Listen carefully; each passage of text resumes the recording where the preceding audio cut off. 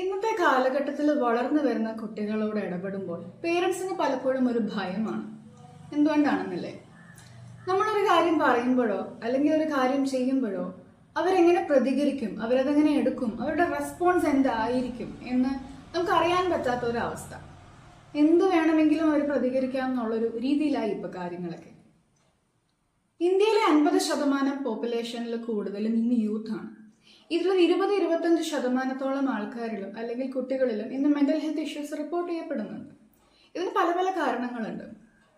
Teenage എന്ന് പറയുന്ന ഒരു കാലഘട്ടം വളരെ പ്രത്യേകതയേറിയതാണ്.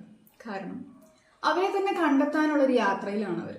അവരുടെ തന്നെ ഒരു ഓട്ടോണോമി, ഒരു സെൻസ് ഓഫ് കൺട്രോൾ, ഒരു ഇൻഡിപെൻഡൻസ്, ഇതിനെയൊക്കെ തേടിക്കൊണ്ടിരിക്കുന്ന ഒരു യാത്രയാണ്. ഇത് കൂടെ ഉള്ളവരും കൂടെ മനസ്സിലാക്കേണ്ടത് അവരുടെ ഒരു ആവശ്യകത തന്നെയാണ്. എന്നാലേ അവരുടെ ഒരു ഡെവലപ്മെന്റിൽ കംപ്ലീറ്റ് ആയിട്ടൊരു റിസൾട്ട് അവർക്ക് കിട്ടുള്ളൂ.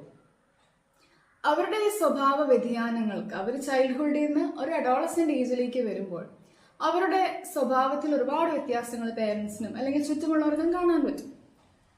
അതിൽ ഏറ്റവും കൂടുതൽ ആൾക്കാരെ പേടിപ്പിക്കുന്ന ഒരു കാര്യമാണ് അവര് ഒരു പക്വതയില്ലാത്ത ഡിസിഷൻസ് എടുക്കുക, അല്ലെങ്കിൽ അവരുടെ പല ചോയ്സസും തെറ്റിപ്പോവുക, അല്ലെങ്കിൽ അവർ ഭയങ്കര റെബല്യസ് ആവുക വീടുകളിൽ അല്ലെങ്കിൽ സ്കൂളുകളിൽ. അങ്ങനെയൊക്കെ ഇതിന് പല പല റീസൺസ് ഉണ്ട്.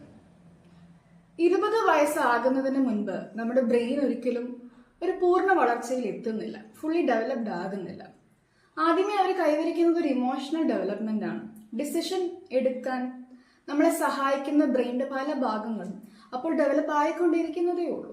അതുകൊണ്ട് തന്നെ ആ ഒരു പ്രായത്തില് അവരെടുക്കുന്ന ചോയ്സസോ ഡിസിഷൻസോ കറക്റ്റ് ആയിരിക്കണം എന്നില്ല.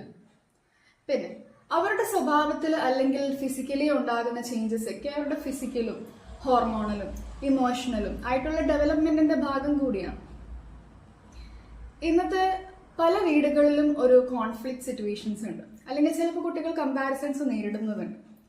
അങ്ങനെയുള്ളവർക്കൊക്കെ അതിൻ്റെതായ ഇഷ്യൂസും റിപ്പോർട്ട് ചെയ്യപ്പെടുന്നുണ്ട്. പിന്നെ ചിലപ്പോൾ academic pressure, peer pressure, substance abuse, എല്ലായിടത്തും അവർക്ക് ഫിറ്റ് ആകണം, അല്ലെങ്കിൽ ചിലപ്പോൾ അറ്റൻഷൻ സീക്കിംഗ് ബിഹേവിയേഴ്സ്, അല്ലെങ്കിൽ അങ്ങനെ പല റീസൺസ് ഉണ്ടാവാം അവർ കാണിക്കുന്ന ഓരോ സ്വഭാവങ്ങൾക്കും. അതിന്റെ പിന്നിൽ ചിലപ്പോൾ എന്തെങ്കിലും ക്വസ്റ്റ്യൻസ് ആവാം, അല്ലെങ്കിൽ അവർ പറയണം എന്ന് ആഗ്രഹിക്കുന്നവർക്ക് ശരിയായിട്ടുള്ള രീതിയിൽ പറയാൻ പറ്റാത്തൊരവസ്ഥയായിരിക്കും. അത് കൂടെയുള്ളവർ മനസ്സിലാക്കിയെടുക്കുക എന്നുള്ളതാണ്. എപ്പോഴെങ്കിലും ഒരു പ്രൊഫഷണൽ സപ്പോർട്ട് ആവശ്യമാണ് നിങ്ങൾക്കോ നിങ്ങളുടെ കുട്ടികൾക്കോ എന്ന് തോന്നുകയാണെങ്കിൽ അത് ഉറപ്പായിട്ടും എടുക്കുക. പേരൻസ് എന്ന് പറയുന്നത് അല്ലെങ്കിൽ പേരന്റിങ് എന്ന് പറയുന്നത് ഒരു ഇൻസ്ട്രക്ഷൻ മാനുവലോട് കൂടെ വരുന്നൊരു കാര്യമല്ല. അപ്പൊ ഹെൽപ്പ് ചോദിക്കുന്നത് ഓക്കെയാണ്. പിന്നെ ഇന്നത്തെ ടീനേജേഴ്സ് എന്തുകൊണ്ടാണ് വ്യത്യസ്തമായ രീതികളിൽ റെബല്യസ് ആകുന്നത്?